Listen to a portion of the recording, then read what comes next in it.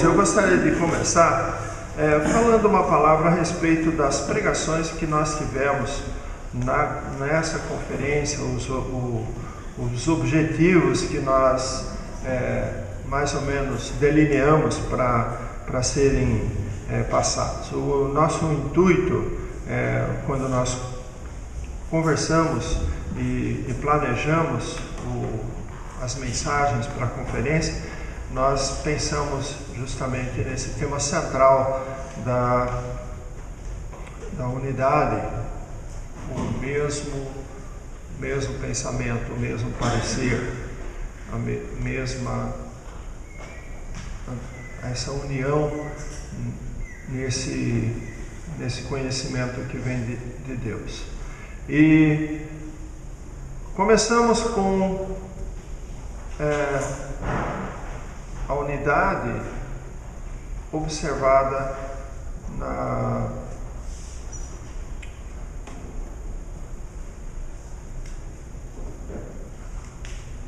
no relacionamento entre nós e o nosso Senhor.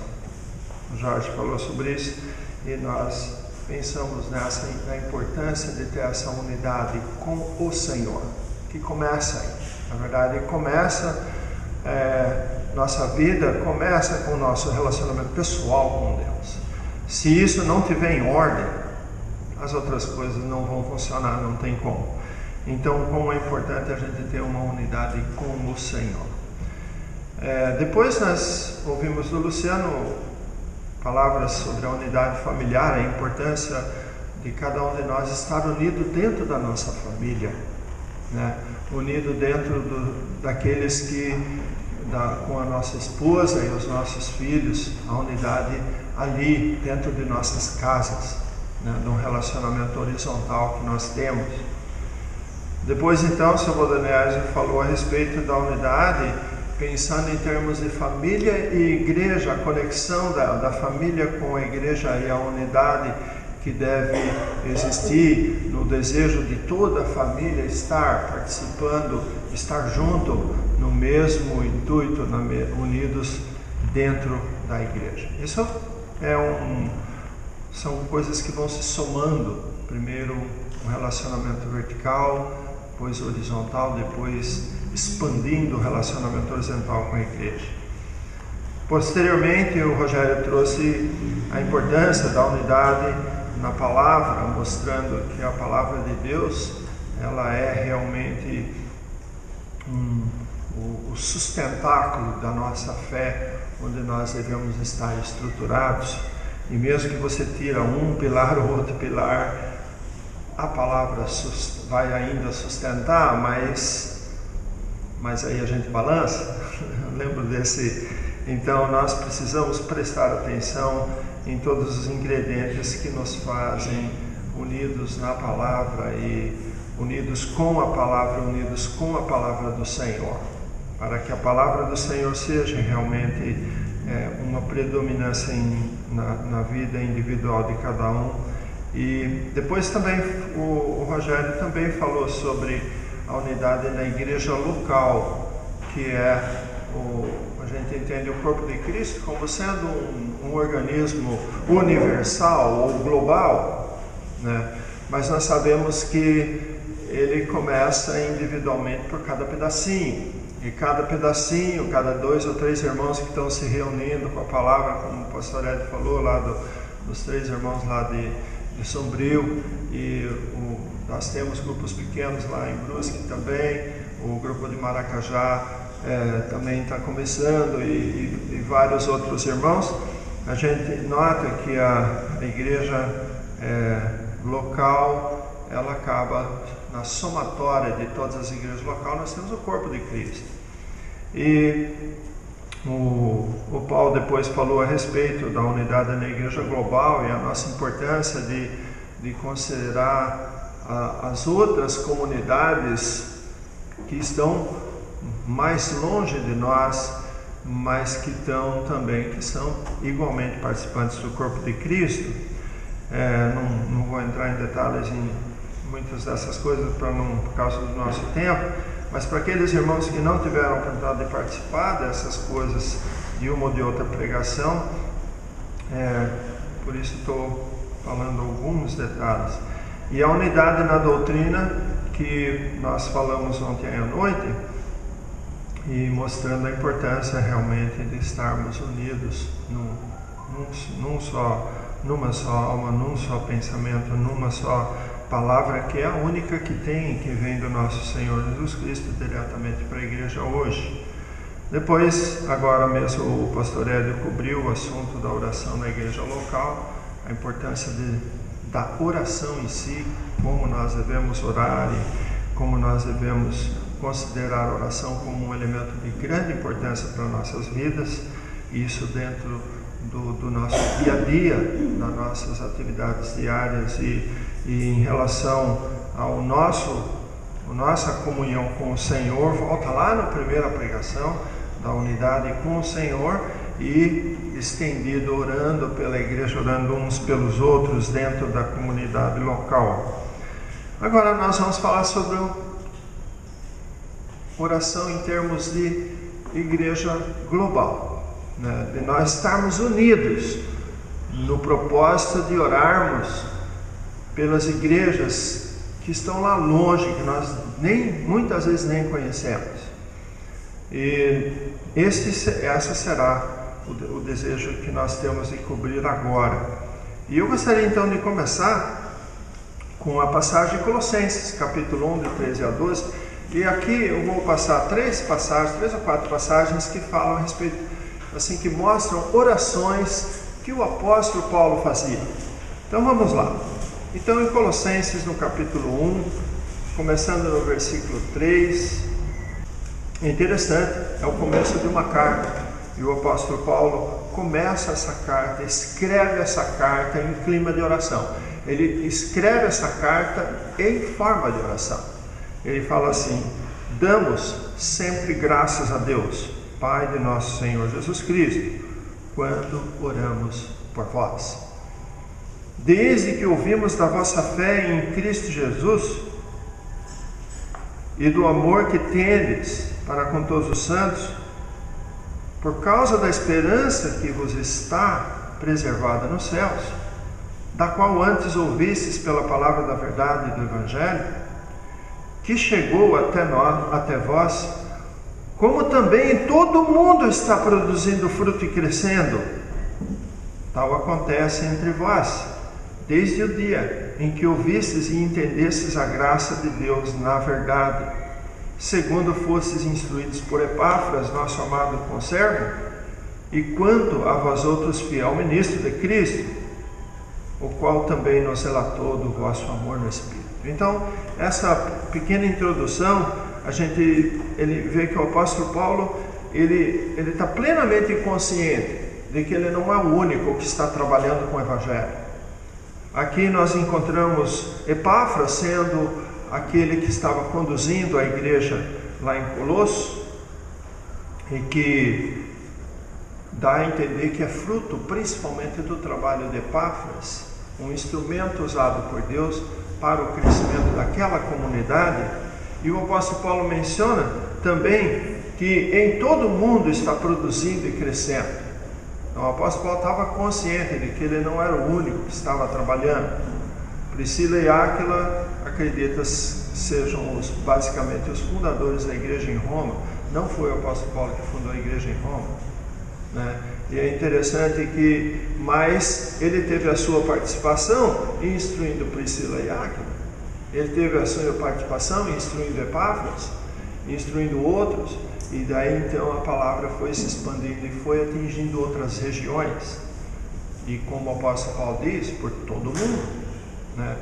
Então, continuando no versículo 9, ele fala: por esta razão também nós, desde o dia em que o ouvimos, não cessamos de orar por vós e de pedir que transbordeis de pleno conhecimento da sua vontade, de toda sabedoria e entendimento espiritual, a fim de viver de modo digno no Senhor, para o seu inteiro agrado, frutificando em toda boa obra e crescendo no pleno conhecimento de Deus, sendo fortalecidos com todo o poder, segundo a força da sua glória, e em toda perseverança e longanimidade com alegria, dando graças ao Pai que vos fez idôneos à parte que vos cabe da herança dos santos na luz. Que oração maravilhosa, que endereçamento, que preocupação do apóstolo Paulo com relação a todas essas igrejas, para que cada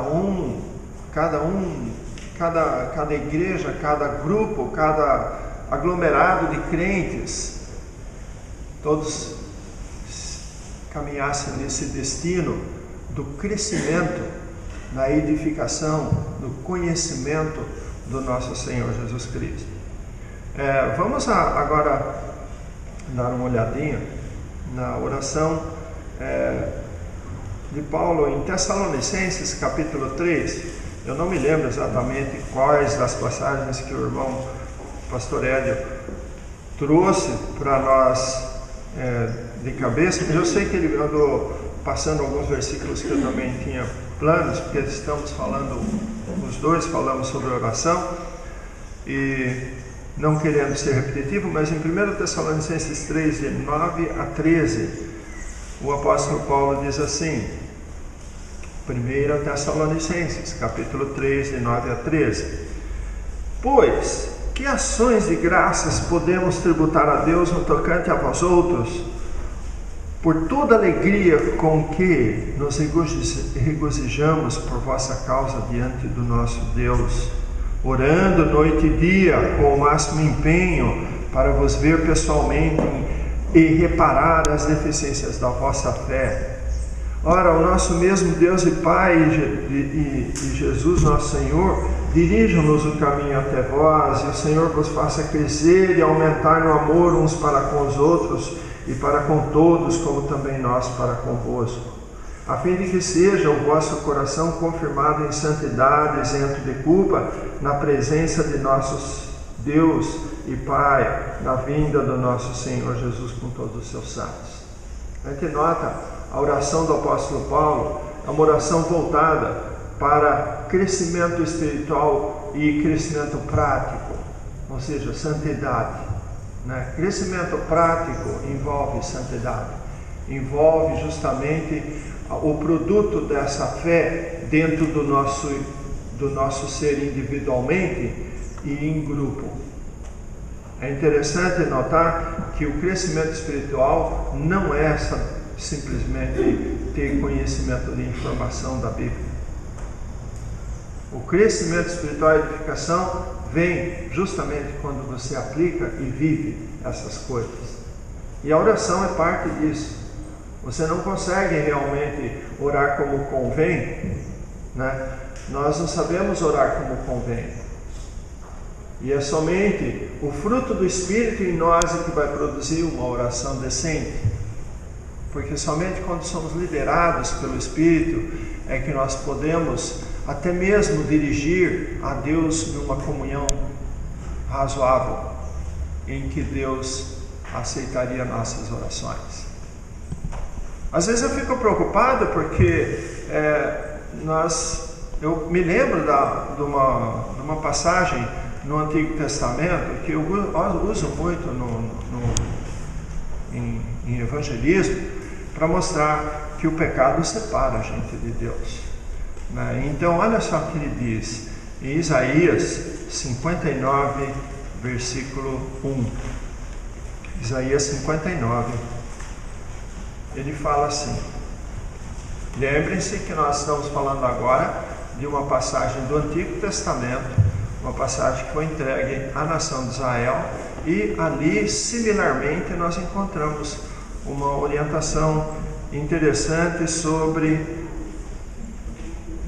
a condição espiritual das pessoas no seu relacionamento com Deus. Versículo 1 de Isaías 59.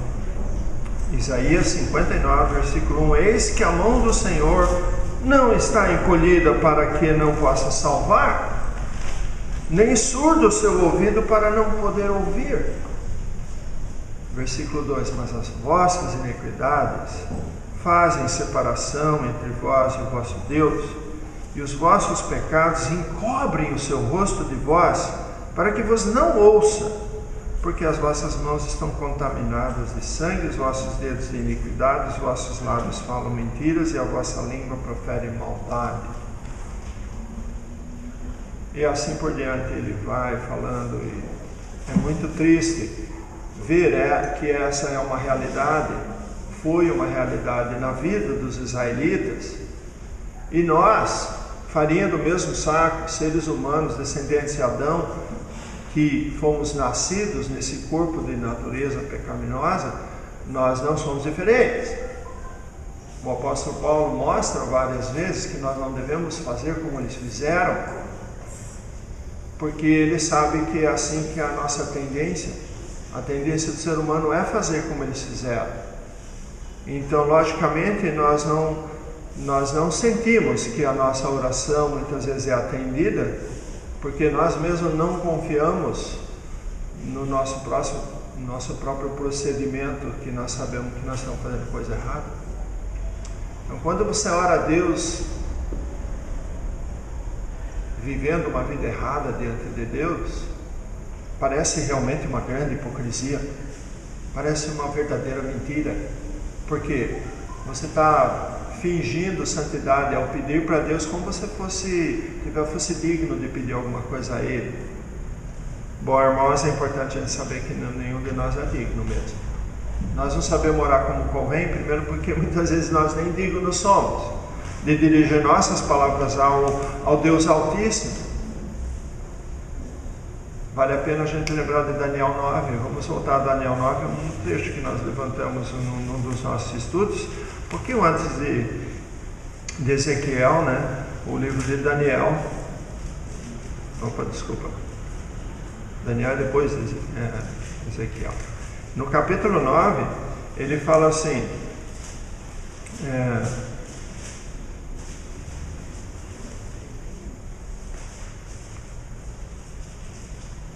versículo 3: Voltei o rosto ao Senhor Deus para o buscar com oração e súplicas, com jejum, pano de saco e cinza.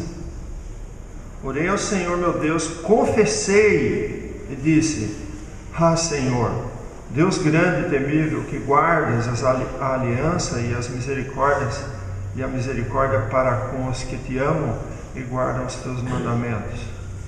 Temos pecado e cometido iniquidades. Procedemos perversamente e fomos rebeldes, apartando-nos dos teus mandamentos e dos teus juízos. E não demos ouvidos aos teus servos, os profetas, que em teu nome falaram aos nossos reis, nossos príncipes, nossos pais, como também a todo o povo da terra. A ti, ó Senhor, pertence a justiça, mas a nós o corar de vergonha, como hoje se vê. Então é interessante, irmãos, essas são passagens tocantes que o próprio Daniel, ainda que era um homem de Deus, um homem que era muito amado de Deus, um homem sincero, devoto de coração, ele confessa as suas fraquezas diante de Deus, junto com as fraquezas de todo o povo. Ele clama, ele intercede pelo povo, mas ele se inclui como povo, ele se inclui na sua humildade, sabendo que ele também é um ser humano. Então, quando o pastor Ed virou para mim e perguntou: você sabe orar como convém? Que perguntinha difícil, né, pastor Ed? Ele sempre gosta de embaraçar as pessoas, né? Claro que não! Como que eu sei orar como convém? Quem que sabe? Nós sabemos a palavra de Deus, mas nós não sabemos orar como convém. Eu vou dizer que não, eu sei. Mas como? Será que ele estava esperando essa resposta para poder dizer: não, você não sabe, porque na Escritura está escrito que ninguém sabe orar como convém, né? E é verdade, nós não sabemos. Oi? Nós não sabemos orar como convém. Essa é a resposta que ele queria, essa é a resposta que nós temos que saber, que independente de sabermos orar como convém, a palavra nos diz que nós devemos orar sem cessar.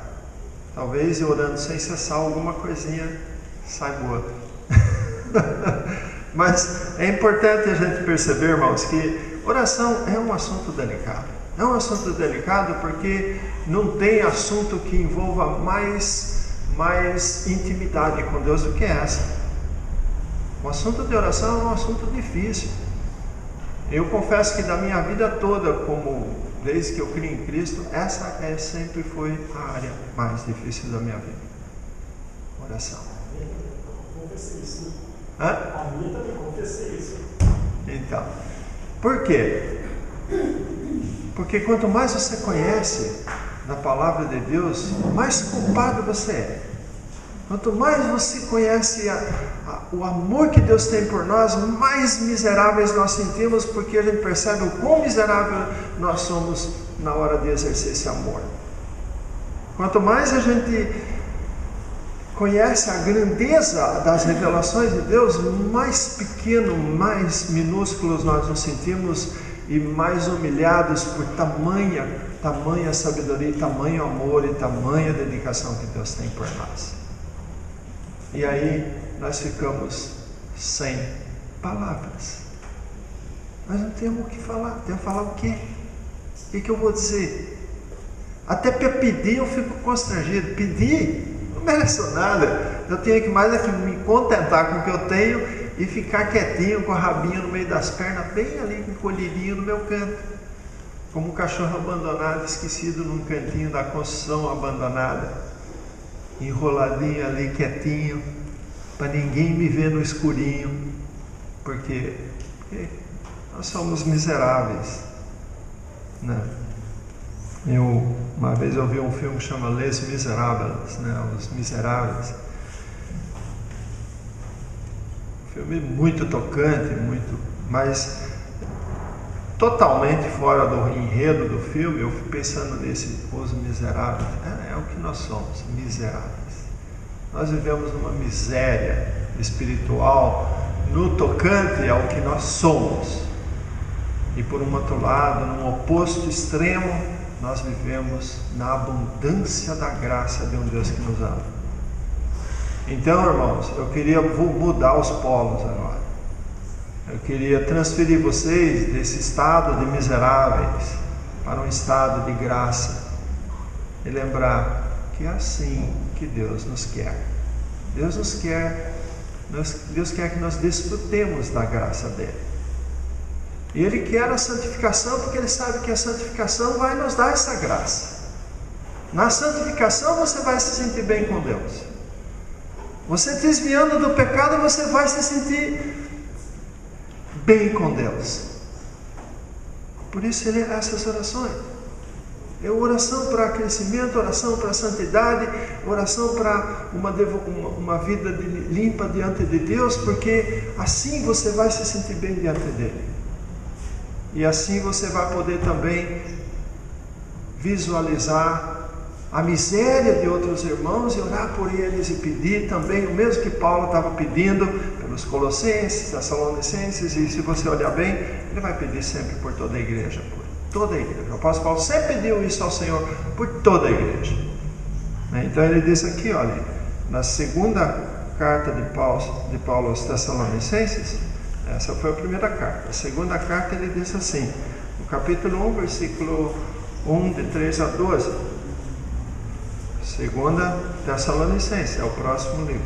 Capítulo 1, de 3 a 12. Ele fala, irmãos, cumpre-nos dar sempre graças a Deus no tocante a vós outros, como é justo, pois a vossa fé cresce sobremaneira, e o vosso mútuo amor de uns para com os outros vai aumentando, a tal ponto de nós mesmos nos gloriarmos de vós nas igrejas de Deus, à vista da vossa constância e fé em todas as vossas perseguições e nas tribulações que suportais, sinal evidente do reto juízo de Deus, para que sejais considerados dignos do reino de Deus, pelo qual com efeito estáis sofrendo. Se, de fato, é justo para com Deus que Ele dê em paga a tribulação aos que vos atribulam, e a vós outros que sois atribulados, o alívio juntamente convosco, quando do céu se manifestar o Senhor Jesus com os elos do seu poder, em chama de fogo, tomando vingança contra os que não conhecem Deus e contra os que não obedecem ao Evangelho do nosso Senhor Jesus. Esses sofrerão penalidade eterna, de eterna destruição, banidos da face do Senhor e da glória do seu poder, quando vier para ser glorificado nos seus santos e ser admirado em todos os que creram naquele dia, porquanto foi crido entre vós o nosso testemunho. Por isso também, olha agora, não cessamos de orar por vós, para que o nosso Deus vos torne dignos da sua vocação e cumpra com poder todo o propósito de bondade e obra de fé, a fim de que o nome do nosso Senhor Jesus seja glorificado em vós e vós nele, segundo a graça do nosso Deus e do nosso Senhor Jesus Cristo. Romanos 15:30 é uma passagem que toca muito o meu coração. Romanos capítulo 15.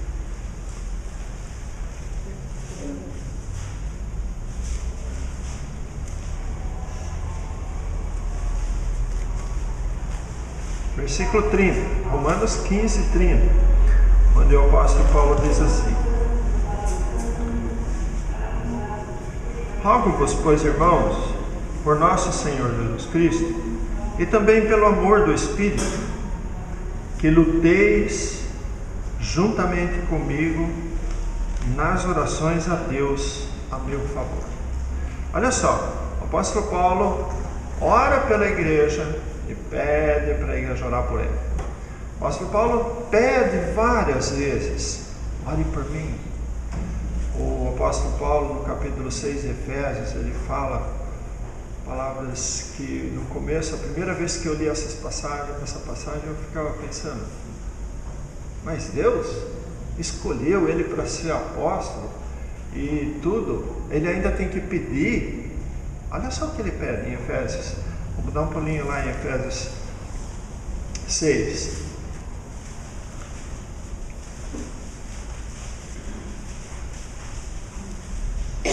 Versículo 18. Ele fala: com toda oração e súplica. Efésios 6, versículo 18. Com toda oração e súplica, orando em todo o tempo no Espírito, e para isso vigiando com toda perseverança e súplica por todos os santos, e também por mim, para que me seja dada, no abrir da minha boca a palavra, para com intrepidez fazer conhecido o mistério do Evangelho, pelo qual sou embaixador em cadeias, para que em Cristo eu seja usado para falar como me cumpre fazer. O apóstolo Paulo falou lá em Romanos capítulo 1, ele falou: eu não me envergonho do Evangelho. Mas ele pede oração para ele ter ousadia para falar dele. Interessante. O apóstolo Paulo pediu oração, como eu peço oração para vocês, como o pastor Ed pede oração para a igreja por cada um, porque aqueles que estão incumbidos de levar a palavra são aquelas pessoas que sofrem uma perseguição dobrada. E olha só a vida do apóstolo Paulo. Vai lá ele em 2 Coríntios capítulo 11, vai ver lá o que ele passou. Foi apedrejado, sofreu naufrágio, perseguido por cima e por baixo, por todos os lados, por dentro e por fora. Dentro da igreja sofreu perseguição, fora pelos patrícios, os judeus, sofreu de tudo quanto é coisa, além das dificuldades pessoais dele, que era da própria carne dele, de tudo quanto é jeito ele era perseguido. Então ele pediu oração: ore por mim, porque a vida de um pregador, a vida de um evangelista, especialmente nos dias de Paulo, definitivamente não era fácil. E até hoje, irmãos, você sabe o que é andar no deserto, sozinho, sem ninguém ao teu lado? Isso é o que o pregador sente. Muitas vezes eu penso no pastor Ed, né? Quanto trabalho o pastor Ed já não começou ali para lá, ou alimentou um trabalho já iniciado por outros irmãos no passado, pastor Henrique, né? Quantas vezes esse irmão saía de Areias, no corcelzinho branco dele, no Fusquinha, antes aquele Fusquinha econômico que ele tinha, até hoje me lembro, 14 km com litro, bichinho, 15 km com litro, esse Fusquinha era maravilhoso. Daí ele saía e estrada fora, irmão, naquela BR-101, que não era duplicada, cheia de buraco, e aqueles caminhão enorme, e ele para cima e para baixo, ia e voltava. E sempre com todo aquele amor, aquela dedicação, quando ele levou, muitas vezes me levou junto para Itajaí, né? Chegou lá em Itajaí, nós saímos de casa em casa para convidar os irmãos para a reunião. Olha, nós vamos ter reunião lá na casa e tal, vai lá, e convidava com todo amor, passava, antes dele começar a reunião, ele ia de casa em casa, e a gente ia junto às vezes, convidando as pessoas para participar. E muitas vezes ele gostaria de ter alguém ali preparado, um homem. Hã? A história é longa, não vamos nos alongar, irmão, mas é muita coisa, muita coisa. E depois o irmão pensando, puxa vida, será que algum irmão vai tomar a liderança? Mas os irmãos, sabe como é que é? Né? Às vezes o grupo era cheio de mulher, mas não tinha um homem para liderar. Não tinha um que resolvia se aprofundar na palavra, demorava, e a gente esperando esses irmãos crescer na fé, para poder um dia assumir uma liderança. E quantas vezes ele tinha que voltar lá e voltar lá e voltar lá, porque passava o mês inteiro e ninguém se reunia, ninguém orava, ninguém fazia nada, porque ninguém liderava lá. Se não tivesse aquele um irmão polivalente que atendia toda aquela região, como vendedores ou representantes que vão a cada lugar o tempo todo, né, fazendo a sua divulgação, o pastor Ed passando para cima e para baixo para divulgar esse evangelho da graça de Deus. Quando eu saía de porta para fora, via os vizinhos de outras denominações meter o pau e falar mal da mensagem da graça e dizer que nós éramos doidos, que é tudo fanático, ou nós éramos fora da palavra, que nós estávamos desprezando a Bíblia e um monte de coisa, né, meu irmão? Quantas perseguições a gente sofreu de dentro e de fora? Ah, ele era um falso profeta? Quantas vezes já não foi? É o meu cognome, falso profeta Bernardo. Eu conheço muitos irmãos que me chamaram desses irmãos de fé, digo, que dizem crerem na Bíblia e que conhecem as Escrituras, dizem, e daí então a gente virava as costas e eles iam laminar o nosso trabalho, né? Quantas portas se fecharam, quantos estudos se fecharam, irmãos? Quantos estudos acabaram? Por quê? Porque outros que dizem ser parte do corpo de Cristo entraram lá para dizer que o que estávamos ensinando estava tudo errado. Passar a mensagem da graça de Deus não é fácil. O apóstolo Paulo passou isso nos dias dele. Os próprios. Agora voltaram? É interessante. 20 anos se passaram desde que eu 22?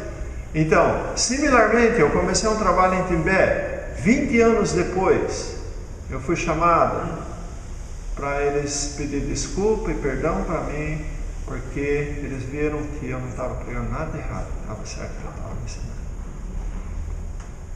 20 anos depois. Mas eles fecharam, não quiseram mais. Eu fui em Brusque, começamos um trabalho lá no 500, acho que dá uns 800 metros do trabalho que nós estamos fazendo agora. Não dá 800 metros. Casa naquela rua esqueci o nome da rua agora, é o nome da família que mora lá, que é a família que eu fazia estudo. 20 anos depois, mesmo grupo, eles estavam conectados com o grupo de Timbé. Ela me convidou para ir na formatura dela, que na época ela não creu, mas a filha dela creu, e a filha dela foi falando e levou todo mundo da casa a Cristo, e hoje todo mundo está participando de uma igreja. Pelo menos chegaram à salvação. Mas eles olharam no passado e falaram: puxa vida, e nós jogamos fora, e nós mandamos o irmão embora. Nós jogamos fora 20 anos de poder estar aprendendo a palavra. Interessante. Mas pensa que em Blumenau, quantas viagens foi de moto a Blumenau? E uma moto não é boa não. Uma moto que dá problema, que eu parava na estrada, não sabia se eu ia chegar lá, não sabia que ia chegar em casa depois. Ela incomodava aquela coisa, né? Mas fui várias vezes de moto a Blumenau, 2, 3 horas de viagem para levar a palavra para os irmãos lá. Até que um dia veio um infiltrado lá de uma denominação e falso profeta, falso profeta, falso profeta, pediram para eu não ir mais. E assim, quantas portas se fecharam? Por um outro lado, quantas se abriram? Irmãos, nós precisamos orar. Nós precisamos orar pelo trabalho dos outros irmãos que estão lá fora, lá no mundo. Nós precisamos orar. O apóstolo Paulo pede para que os irmãos orem uns pelos outros, das outras localidades onde o Evangelho está sendo pregado. Eu lembro que recentemente, quando no grupo Graça no Brasil, muitos de vocês fazem parte. Quem faz parte do grupo Graça no Brasil? É um grupo significativo aqui, Interessante, quando você faz parte desse grupo, você fica sabendo o que está acontecendo na Bolívia, fica acontecendo o que está acontecendo no Paraguai, porque os irmãos compartilham reuniões, compartilham um monte de coisa. Às vezes o celular da gente não aguenta tanta coisa, eu sei, mas vai jogando fora, mas pelo menos vai lá e verifica, dá uma olhadinha, dá uma passadinha para ver o que está acontecendo e ora pelos irmãos. Nós podemos orar. Há pouco tempo atrás a Mariana pediu para que a gente orasse por um grupo lá na África, que eles estão com uma família, várias famílias, vamos dizer, como o Luciano falou, pedaços de família. Os filhos são os pedaços da união que se partiu. Lembra daquela música? E tem uma mulher generosa que está cuidando de um monte de pedaços lá, mas não tem recursos. Então a Mariana pediu: pessoal aí do Brasil, vocês querem dar um pouquinho, ajudar? Deposita na conta para ajudar lá. Imediatamente o pessoal da Araraquara se manifestou, depositaram lá, alguns irmãos aqui ou lá. Como é importante a gente não somente orar, mas a gente está tendo essa consciência de que irmãos lá fora também passam por perseguições e nós podemos estar aqui orando a Deus, orando por eles, individualmente, por cada grupo, em termos globais. Nós temos essas condições nos dias da comunicação de hoje, não temos? Tem o WhatsApp, tem o Facebook, tem um monte de recursos que a gente vê na internet, que a gente pode estar orando um pelo outro. Então, é muito importante a gente saber que em termos globais, o Evangelho de Cristo precisa ser conhecido. Porque essa riqueza que nós temos aqui, nesse pequeno grupo, que nós começamos a conferência, eu andei contando, aí tentando contar, porque os irmãos mudam de lugar, não sei se eu contei aqui, daí um levanta, daí 80 e poucas pessoas, quase 90 pessoas numa noite, e outras noites, numa outra noite eu nem consegui contar, não deu mais tempo, mas a nossa assistência começou alta e foi abaixando e abaixando. Hoje nós estamos aí com 30, 40 pessoas, 50 talvez no máximo.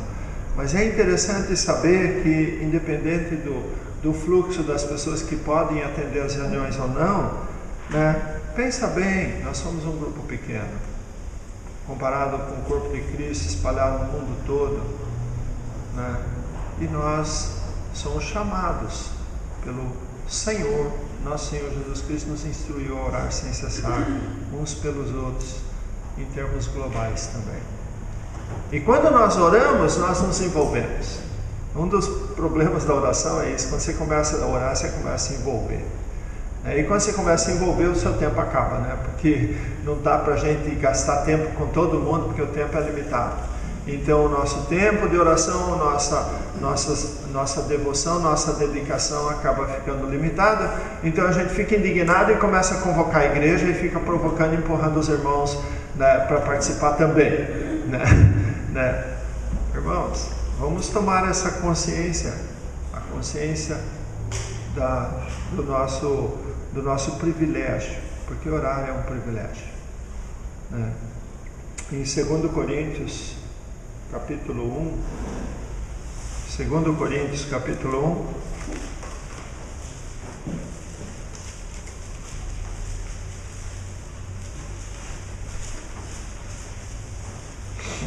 começando no versículo 6,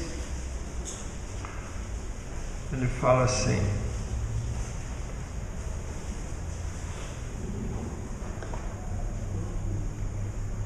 mas se somos atribulados, é para o vosso conforto e salvação. Se somos confortados, é também para o vosso conforto, o qual se torna eficaz, suportando vós com paciência os mesmos sofrimentos que nós também padecemos. A nossa esperança a respeito de vós está firme, sabendo que, como sois participantes dos sofrimentos, assim o sereis da consolação.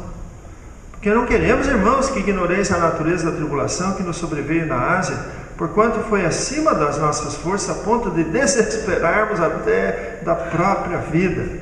Contudo, já em nós mesmos tivemos a sentença de morte, para que não confiamos em nós, e sim no Deus que ressuscita os mortos, o qual nos livrou e livrará de tão grande morte, em quem temos esperado e ainda continuará a livrar-nos, ajudando-nos também vós com as vossas orações a nosso favor, para que por muitos sejam dados graças ao nosso respeito pelo benefício que nos foi concedido no meio de muitos. Então, que coisa preciosa. O apóstolo Paulo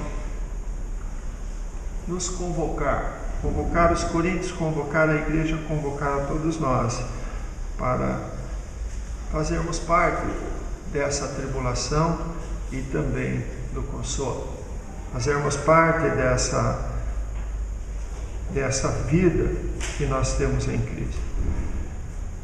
Nós definitivamente poderíamos percorrer tantas outras passagens que falam a respeito de oração e tudo mais, e eu fico lembrando de como que nós podemos realmente ser úteis nesse trabalho de oração. Nós, nas nossas igrejas, nós podemos organizar grupos para orar.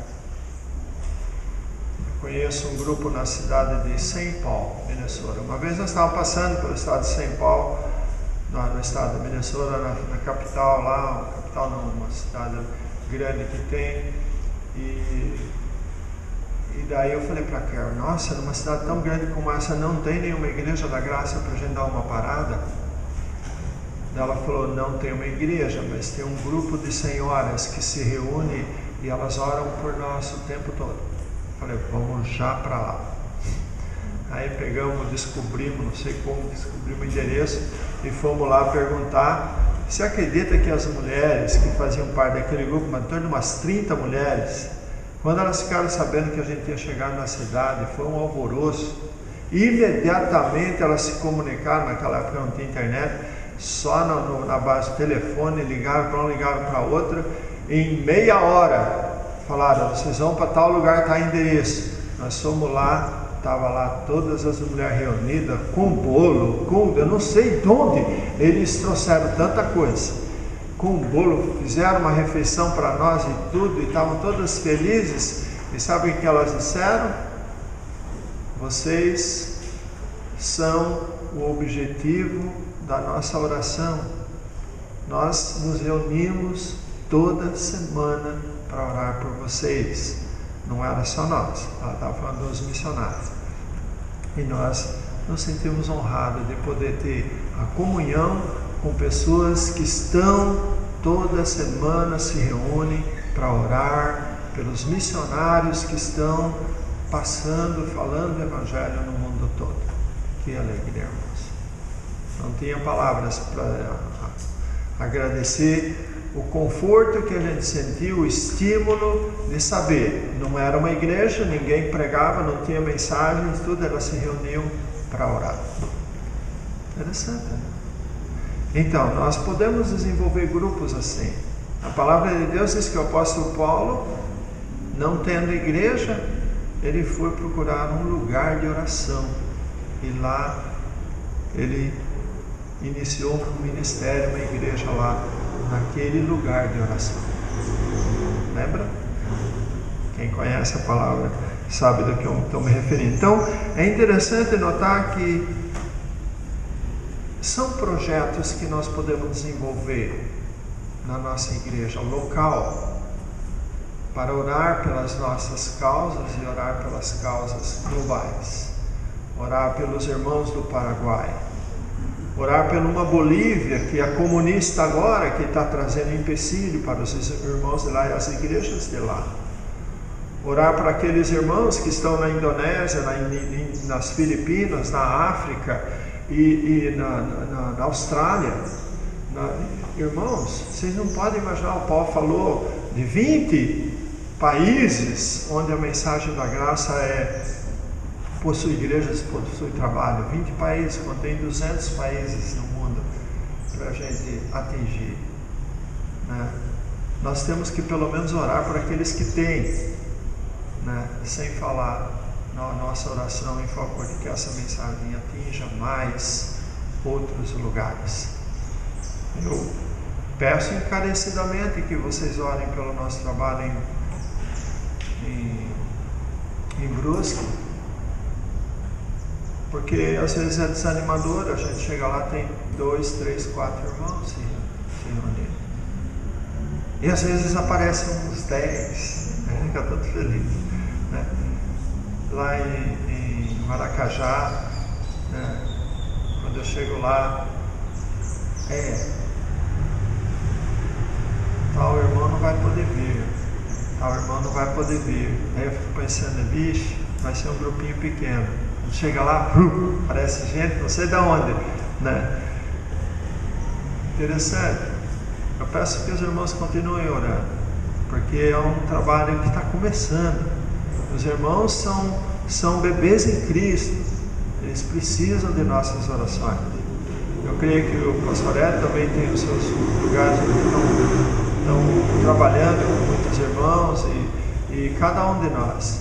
Mas uma das coisas que eu realmente peço oração é para que o Senhor conceda às nossas igrejas pessoas que estão interessadas a se dedicar ao ministério, para que essa mensagem não morra nessa geração, para que as gerações futuras que virão até o arrebatamento, que nós não sabemos, tem muitos irmãos apocalípticos aí que querem, não, arrebatamento é a semana que vem, arrebatamento é o ano que vem, arrebatamento, nós não sabemos. A palavra de Deus diz, o povo de Israel não recebeu informações de quando viria o reino tão prometido, e nós sabemos que a promessa do arrebatamento para nós é também um dia que nós não sabemos quando será. Se nós não sabemos, vamos arregaçar as mangas e vamos trabalhar.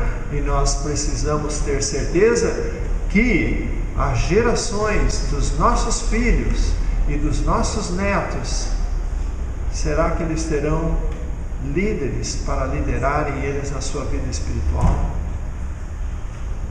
Nós precisamos preparar esses líderes.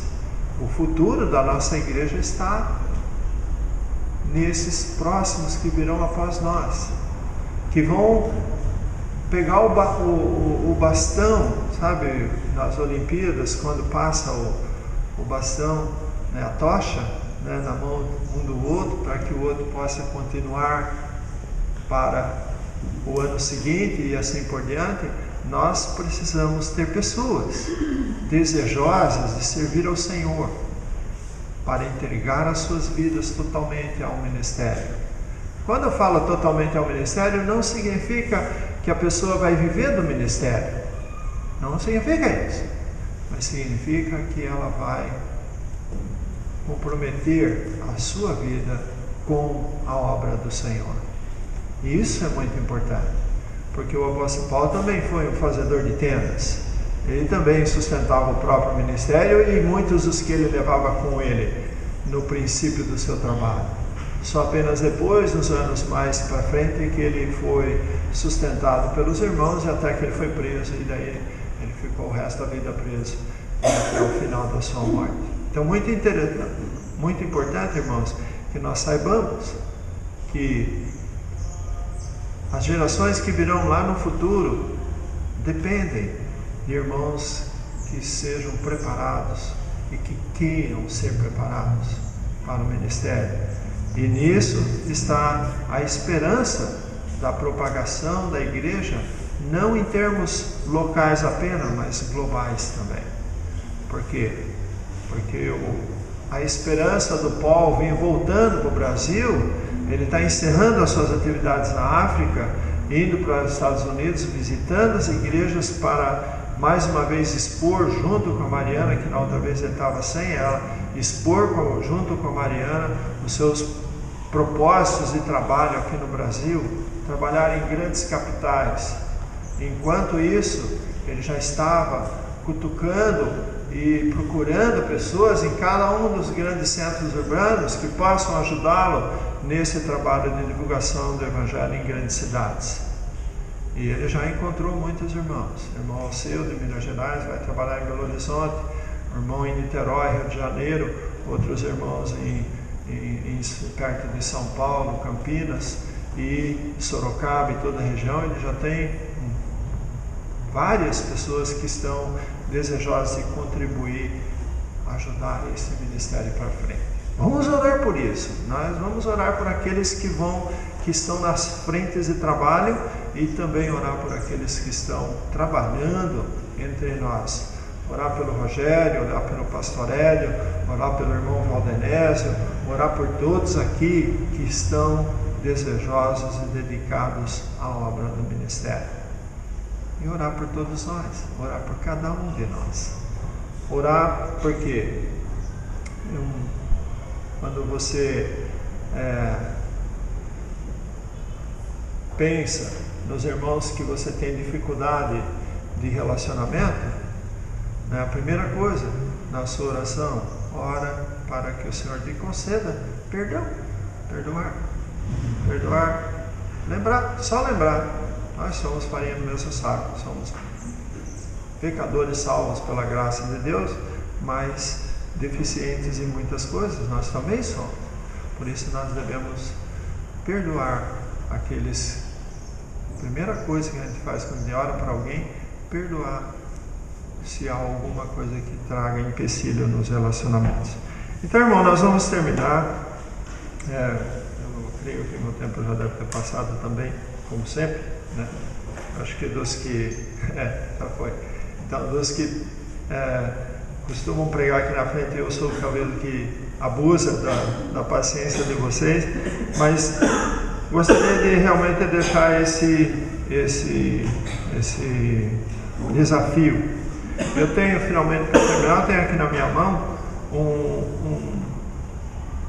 uma foto na verdade é um cartão que é do Instituto Bíblico Bereano.